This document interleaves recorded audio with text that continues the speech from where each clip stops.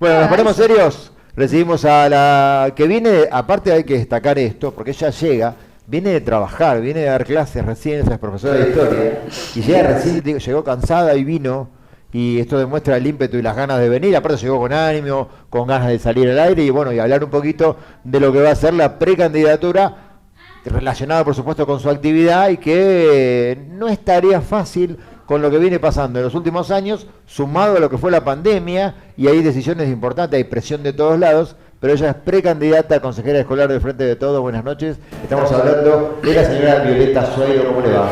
Buenas noches, ¿cómo están? Muchas gracias por ¿Cómo la anda? invitación. Bien, acá andamos, como dijiste, cansada, vengo de dar clases en la escuela secundaria de donde trabajo, así que bueno, aquí estamos intentando volver a la normalidad de a poco. Bien, bueno, un desafío cercano, porque a veces la candidatura a consejeros como que es un premio consuelo, como que por ahí uno quiere ser concejal y consejero no, pero es todo un desafío ir al consejo escolar, ¿no? Es todo un desafío. Realmente a mí es lo que me apasiona, la educación es lo que me atraviesa como persona. Y la verdad es que por ahí es donde me interesa mi camino político, siempre me interesó, y la verdad que pese a las circunstancias, pese a que el Consejo Escolar es un lugar muy difícil, donde hay mucho recorrido por hacer, donde hay muchas cosas que faltan aún por hacer, me parecía interesante en este momento, en mi edad y en mi experiencia, la posibilidad de estar en ese lugar. Bueno, me interesa que dijiste que te apasiona. Entonces, no es una candidatura o una precandidatura que te tocó en la militancia política nada más, sino que es lo que vos querés. Es lo que yo quiero. En realidad yo tengo un recorrido de militancia bastante largo, diverso. Empecé desde muy joven a militar, desde los 15, 14 años, porque vengo de una familia de militantes políticos, donde hice distintos recorridos. Inicié cuando estudié en la Universidad de Luján, fui militante de la carrera de Historia, del Centro de Estudiantes. Después formé parte de una organización que se llamaba la Juventud Kirchnerista, en General Rodríguez. Una vez que, por algunas circunstancias históricas, como por ejemplo el conflicto del campo, o de una parte del campo, podría decir yo, muchos de las juventudes nos volcamos a militar siguiendo a las madres y abuelas de Plaza de Mayo. Yo lo hice también, volví a mi localidad después de que viví un tiempo en Luján y estudié, y luego me metí de lleno en la cuestión educativa. Soy delegada del sindicato de SUTEBA. Milité un tiempo en SUTEBA y hoy me encuentro convocada por la organización Somos Rodríguez, que es la organización del intendente Mauro García, y a partir de ahí ellos confiaron en mí como una persona que de verdad con experiencia para poder aportar un poco desde lo educativo, que es eso lo que me apasiona, me interesa, y es el lugar donde creo que se pueden hacer grandes transformaciones. Bien, Celeste. ¿Cómo fue este año y medio, estos 2 años de pandemia, militando hasta, bueno, el momento que te dijeron que ibas a ir en la lista como consejera escolar? Fue un año muy difícil, fue un año y medio muy difícil para quienes militamos el proyecto.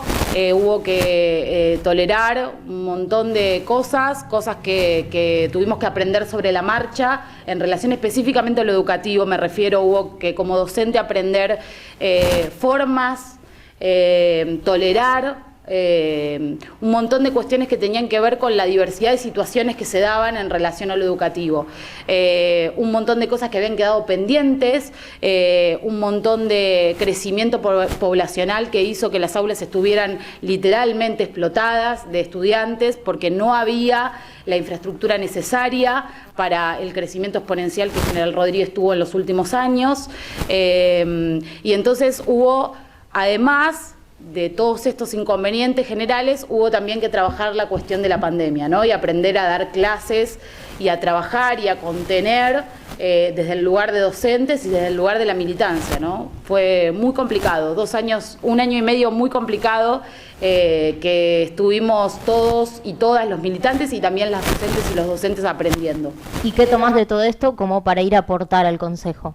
Mira, Una de las cosas más importantes creo que tiene que ver con la posibilidad de avanzar en la cuestión tecnológica, ¿no? En la escuela, digo, me parece que nos dimos cuenta de que estamos avanzando a la fuerza en un mundo que de repente utiliza las tecnologías. Es decir, antes de la pandemia, nosotros y nosotras en la escuela no permitíamos, les doy un ejemplo simple, que los estudiantes o las estudiantes utilizaran el celular, ¿no? Y hoy el celular es una herramienta pedagógica, didáctica, que nosotros y nosotras utilizamos permanentemente, y eso nos permitió conectarnos de otra manera con la comunidad educativa, con los estudiantes, con los padres, con las madres, ¿no? Digo, nos permitió ingresar en las casas de los estudiantes, que no nos había pasado. Digo, me parece que el desafío tiene que ver con poder pensar una infraestructura de la educación, una nueva forma en la que haya una cuestión mixta entre el trabajo presencial y la cuestión virtual, que es lo que se avecina para los próximos siglos, digamos, ¿no?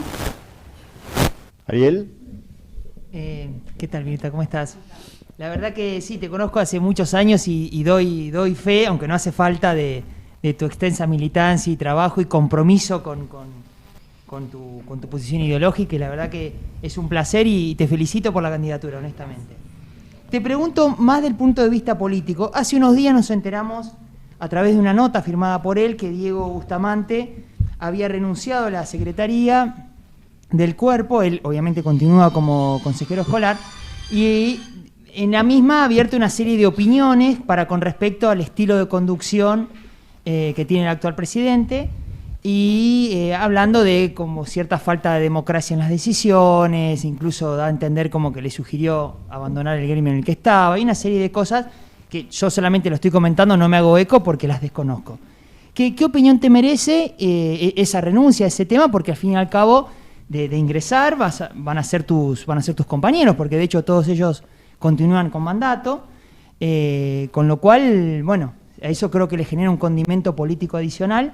Y si vos pensás que se le puede sumar más alguna forma de actuar más democrática, o si vos realmente no opinás para nada como Diego y considerás que todo lo contrario. Mira, la cuestión principal es que la verdad que tengo poco para decir en relación a que no conozco el funcionamiento interno del Consejo Escolar, no conozco cómo se dan las relaciones políticas ahí adentro, solo lo conozco desde afuera en relación a mi militancia, particularmente con la presidenta del Consejo Escolar, Mariana Balvis, que es mi compañera y amiga.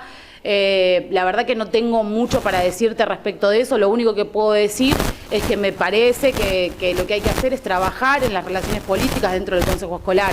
La verdad que la presidenta del Consejo Escolar es una mujer muy trabajadora, que está muy dispuesta a hacer política, a trabajar, a abrirle las puertas a la democracia dentro del Consejo Escolar. Me parece que no hay mucho para opinar de eso. Claramente, si Diego Bustamante tiene cosas para decir, puede decirlas abiertamente. A mí no me parece que la posición sea que no tenga la oportunidad de decirlo, menos en nuestro gobierno. Pero bueno, eso es lo único, ¿no? La verdad que no conozco cómo funcionan las relaciones políticas dentro del Consejo, por lo menos por ahora, y espero poder mejorarlas si hiciera falta y seguir aportando a que Mariana pueda construir el Consejo Escolar que todos y todas deseamos. Hay un agregado por ahí para hacer. Nosotros estuvimos en la radio un poco indagando lo que había pasado.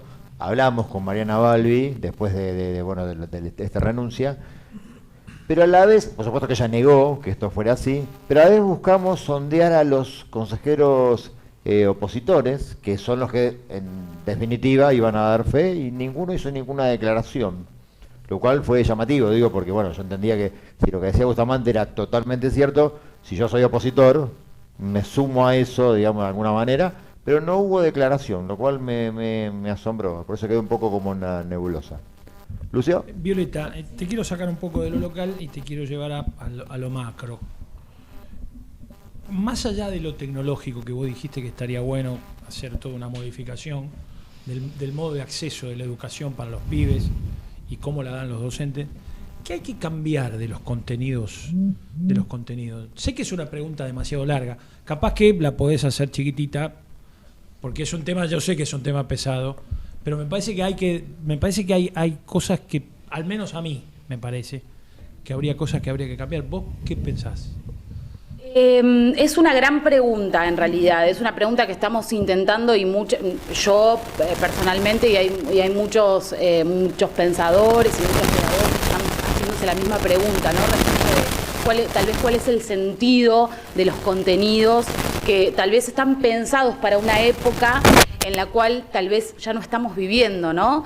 A mí me parece que se necesita una modificación profunda en relación a cómo se aprende, a qué se enseña, y para que los pibes, las pibas, los jóvenes, las jóvenes puedan pensar en función de qué ponen esos contenidos. Ha habido algunos proyectos muy interesantes que tienen que ver con lo que se llama escuelas promotoras, que son escuelas que funcionan en relación a poder pensar la educación en manera de proyecto multidisciplinario, ¿no? O sea, es decir, donde vos puedas plantear un problema y que ese problema sea aprendido, resuelto a través de distintas disciplinas, ¿no? O sea, es decir, partir del problema y no del contenido a la hora de enseñar. Creo que ahí hay una de las grandes líneas sobre las cuales la educación debe trabajar, tal vez más desde la política educativa, ¿no? Me parece que lo tecnológico es uno de los ejes fundamentales de este tiempo, es decir, muchas de las personas que se dedican a la informática educativa, a la tecnología educativa, piensan que en algún momento la cuestión del acceso a Internet va a ser lo que en algún momento fue el televisor, ¿no? Para algunas generaciones, donde tal vez hoy estamos renegando de ciertas desconexiones, y dentro de 10 o 20 años el acceso a Internet va a ser algo para todos y todas, ¿no? Entonces, digo, hay mucho que pensar ahí de cómo se produce, también hay mucho que pensar no solo en el contenido, sino en la transmisión. Nosotros estamos acostumbrados a un sistema educativo donde que para mí, desde mi punto de vista, quedó desfasado, donde la información se pasa unidireccionalmente de una persona a otra, ¿no? Y me parece que hoy estamos en un mundo mucho más inmediato, donde la información es accesible para todos y todas, y donde hay una circulación de información muy importante, donde tal vez vos llegás a un aula como un docente a querer enseñar algo, y ese chico, esa información ya la tienen en Google, ¿no? Entonces hay que poder pensar, desde mi punto de vista, humildemente, cuál es el rol del docente en este lugar, y la pandemia lo ha venido a cuestionar. Es decir, los pibes y las pibas con acceso a Internet, lo que pasaba era que resolvían rápidamente actividades que de repente en el aula no lo hacían de esa manera. Y aparte también, porque te digo, porque me pasó durante la pandemia, yo tengo nietas, entonces me pasó tener que ayudarlas. También la familia entró en un rol que no estaba acostumbrada. ¿De qué manera se podrá articular en el futuro a la familia como porque antes, ¿qué hacían los padres? Vamos a decir la verdad, mi vieja me decía, la escuela es el segundo hogar. Como que se desligaba y me mandaba a la escuela, y lo que decía la maestra o el maestro eran palabras antes, y donde yo cuestionaba me daban un boleo. Ahora es distinto. Exacto. Ahora lo que nos pasó, para bien o para mal, digo, con la pandemia, es que los estudiantes y las estudiantes se metieron en nuestras casas y nosotros nos metimos en las casas de los estudiantes, ¿no? Entonces, digo, yo creo que toda la tarea que se realizó no hubiera sido posible sin la presencia de esa comunidad, de esas familias que lo que hicieron fueron ser parte del trabajo educativo. Antes la familia, como vos decís, digo, venía a reclamar una cosa que faltaba, a pedir una vacante, a vincularse de una manera distinta, digamos. Administrativo. Claro, lo administrativo o alguna cuestión en particular, un acto donde actuaba el chico, ¿no? Había como... Y hoy hay una cuestión de nos necesitamos, todos y todas nos necesitamos para que funcione, para que esto funcione. De hecho, si uno puede hacer un análisis rápido, que yo no creo que lo podamos hacer en este momento, pero digo tal vez más adelante, una de las cosas que pasó es que el gran problema desde mi punto de vista no fue la falta de acceso a la tecnología en relación a la desigualdad en el acceso. El gran problema es que hubo muchos niños y niñas que no tenían a la familia atrás para resolver las cuestiones de las actividades, ¿no? Por ejemplo, digo, me parece que a veces se puso mucho el eje en la cuestión de lo tecnológico, ¿por qué tal no tiene acceso? Más allá de que obviamente es un problema que hay que resolver, se resolvió en ese momento, pero digo, me parece que hay mucho que trabajar ahí respecto de cuál es el nuevo papel que va a cumplir la comunidad educativa en relación a la institución escuela. La escuchaba atentamente y bueno, me quedaba ahí en una cuestión de que es ideológico lo de la educación, ¿no? ¿Qué rol le da a los educadores populares en esta etapa? Porque esto de la conectividad en Internet lo que vino a ver esto, la participación, el ida y vuelta. Y bueno, nosotros en salud practicamos mucho con adultos, cuando nosotros formamos 1.200 promotores de salud y lo hacemos por Zoom. Pero la educación es a partir del saber del otro, que es lo que nosotros vamos brindando la cuestión técnica, este de vuelta que se está dando con los alumnos. ¿Vos cómo lo ves a futuro ese rol de la educación popular, lo de Pablo Freire, ¿no? Sí. Escuchar primero para poder aprender de ello para poder enseñar. No esto que dijiste que bajar la línea es esto así. Y después te quería hacer pregunta que tiene que ver con tú, pero no sé si es para la primaria, si vos crees que hay que profundizar la historia argentina, por ejemplo, para que no se confundan a alguien como que Vigley, ¿cómo se llama el de pelito largo? Que dice que San Martín lo hubiese votado a él. ¿Cómo se llama el economista? Milei. Estos conceptos, porque es de un burro de eso, ¿no? Pero Milei es un estúpido. Pero por eso te digo, pero hay gente que cree eso y tiene que ver por ahí que no estamos en el culto hablando. No creo que le crea. No podés citar a semejante burrada. No, pero dice eso, no es así. Entonces digo, dice eso y hay un 10% de la gente que cree eso. ¿Cuánto? Yo no lo votaría nunca, pero no lo subestimaría, claro, porque las encuestas los están dando como tercera fuerza. Pero no quiere decir que la gente le crea cada burrada. Es terrible. Pero eso no quita bueno, que pero sea eso tiene que ver con la educación. Pero uno por ahí subestima ¿En su serio le da estupidez. tercero? ¿Me estás diciendo en Subestima su serio? estupidez. No, yo no lo Capitán, acaba, No, yo no Sí, no, subestimo. está bien. Igual. Le amargué la noche, pero no importa. Pero ¿cómo se te ocurre ese Pero es grave esto, digo, porque tiene que ver con tu claramente. carrera. Justo sos profesora de historia, ¿sí? ¿Qué hicimos para que un pibe de secundaria lo escuche este estúpido? Me parece que es una pregunta, es un tanto compleja la pregunta, digamos, ¿no? Es decir, respecto de lo primero, respecto de la educación popular, a mí me parece que es una estrategia muy interesante. Yo soy igual una defensora de la escuela formal. A mí me parece que la escuela es una herramienta fundamental, sobre todo de la escuela pública. Me parece que es una herramienta fundamental para el desarrollo y también para generar sociedades más igualitarias. Me parece que la posibilidad que tienen los y las estudiantes de cruzarse con personas distintas, de distintos sectores políticos, de distintos sectores sociales, me parece que eso hace a la grandeza de un país y de un pueblo. Me parece que eso es muy interesante. Más allá de eso, hay muchos programas. Muchos programas muy interesantes.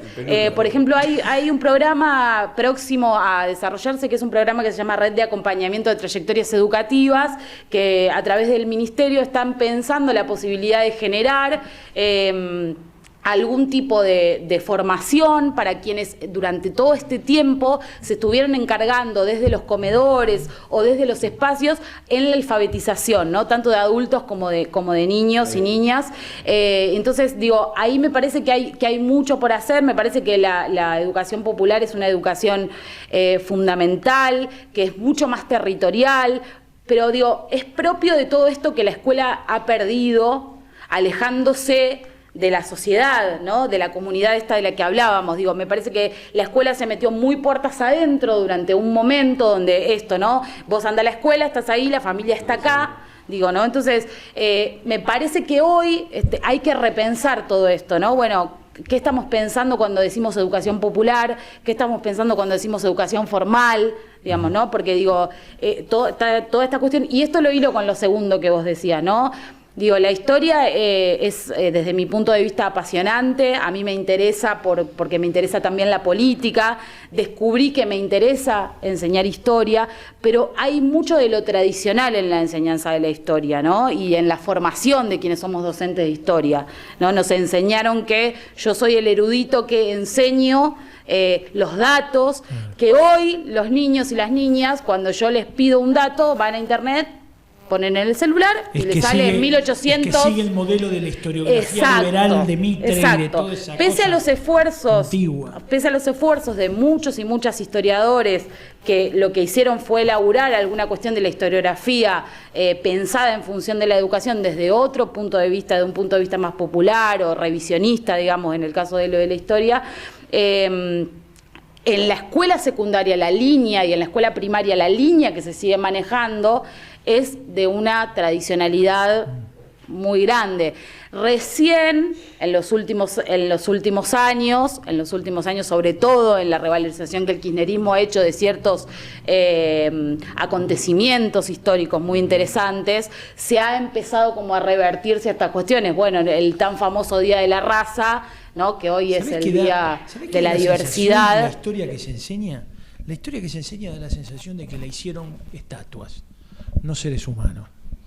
Bueno, por eso dice, se desconstruyó la estatua. No digo tu caso, pero a mí me pasaba cuando yo tenía 15 años, que yo decía, pero ¿cómo puede ser? Estos tipos no se les arrugaba nunca la pilcha, porque estos tipos eran todos...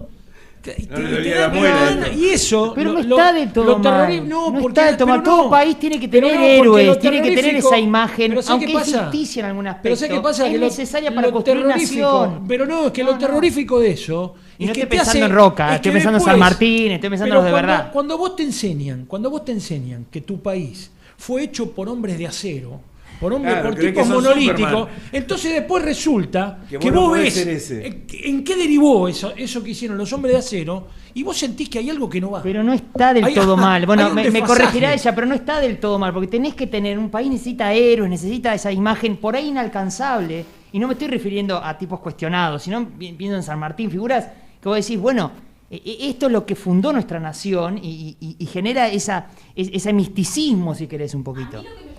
Yo tal vez estoy un poco, digamos, ¿no? A mí lo que me parece es que hay una cuestión para revalorizar que tiene que ver con algunas, a ver cómo decirlo, con algunas características que algunas personas a lo largo de la historia tienen o han tenido muy interesantes, ¿no? O sea, que han sabido leer. Digo, eso es lo que a mí me parece, leer ciertos momentos históricos y han podido con eso hacer algo para modificar las cosas. Digo, a mí eso no me parece mal desde ese punto de vista. Lo que sí me parece mal es que se deje por fuera que esa persona es producto de un conjunto de personas. Es decir, digo, San Martín nunca hubiera sido él si no hubiera tenido gente que lo ayudó a pensar, Monteagudo no hubiera sido San Martín. Que lo ayudó a pensar, que lo ayudó a formarse, que lo ayudó a combatir, me parece que ahí hay mucho, hay una revalorización también del papel de las mujeres que no podemos negar, digamos, en relación a eso, que digo, hay muchas mujeres que no solo acompañaron en coser la bandera, sino acompañaron en el pensamiento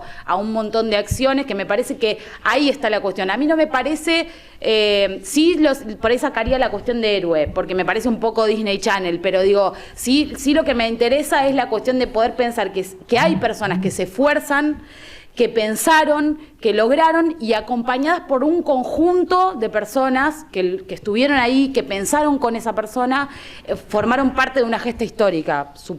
Aparte porque eran políticos. Totalmente. Político. En lugar de héroes, no es de solo. en lugar de héroes podría ser patriotas, entonces Bueno, la palabra a está lo bien. mejor, ¿no? Me gusta.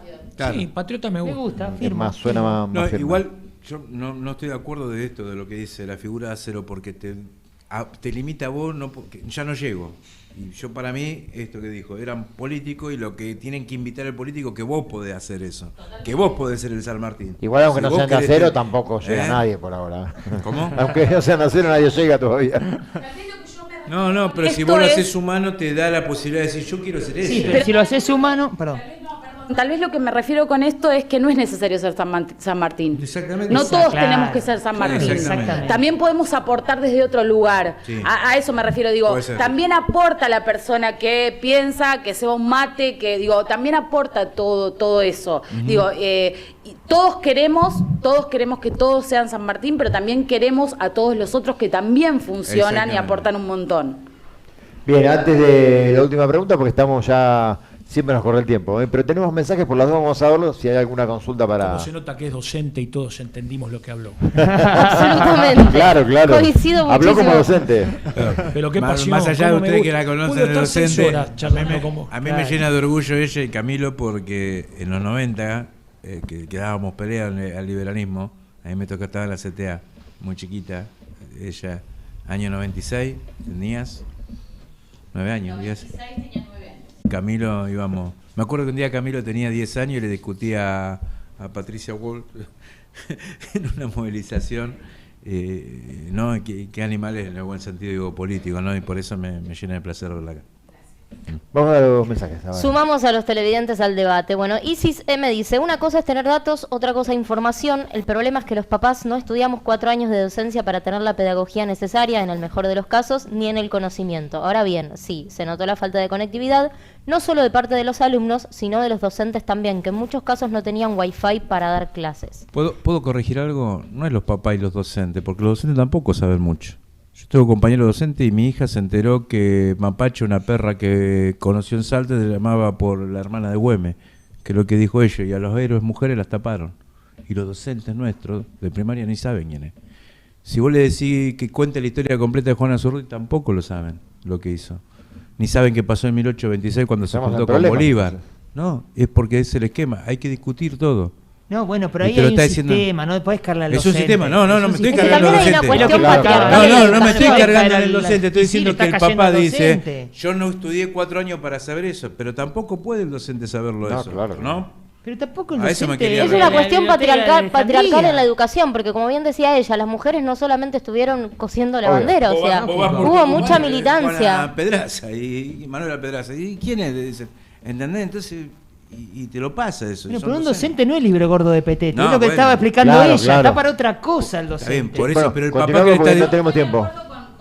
No sé si querés pero digo, estoy de acuerdo con la mamá que está planteando esto en el sentido de, digo, no es su responsabilidad y definitivamente el docente o las docentes tenemos un rol que tiene que ver con cómo transmitimos esa información que es irreemplazable, ¿no? O sea, es decir, ahora lo que hay que repensar es cómo la transmitimos, ¿no? Vamos. Exactamente. Ya tenemos tiempo. Waldo Quiroga, yo voy a disentir, la nueva forma de estudio de los chicos deja mucho que desear, ya que son los chicos que tienen que estudiar, no los padres. La presencia en un aula forma a las personas para que tengan una salida hacia un futuro en la casa. Los padres deben educarlos y formarlos para que sean personas de bien, pero bueno, esto era antes. Estoy totalmente de acuerdo también, no es que no lo estoy negando. Digo, esto que nos pasó en la pandemia nos forzó a pensar una educación distinta, estamos aprendiendo cómo hacerlo. Estoy de acuerdo en que, bueno, hubo mucho que desear, quedó mucho en el tintero para discutir y estamos trabajando en eso. Isis vuelve a decir, me acuerdo que en mi época de universidad en la UNU no estudiabas para profesor de historia, más bien para investigador. Sabina Garelio dice, ¿nos quieren cambiar la historia? Y Seba Vesco, Freire viene a patearlo dado por supuesto. No lo mencionen con tanta liviandad con su dialéctica hegeliana y su marxismo radical. Plantea romper estructuras que hoy están enquistadas en el sistema. Bueno, tenemos ya que ir al corte. En principio te agradecemos por estar. Y bueno, algo que usaste un momento para algo que quieras decir, ¿por qué la lista tiene que ser elegida? ¿Por qué a vos, en este caso, te tienen que votar como consejera escolar? Bien, bueno, muchísimas gracias por la invitación. Yo creo fuertemente en que la educación es una de las líneas más importantes para la humanidad en términos generales y en particular para nuestro país, para generar igualdad, que es lo único y lo más importante que quiere este proyecto. Bien, y el tercer Hay más saludos en el otro Facebook, por eso decía, por mucha gente, hay 25, pero bueno, te manda saludos Lili y después hay otros que hacen también comentarios. Saludos a todos. Bien, gracias por haber estado en el programa. Gracias a ustedes.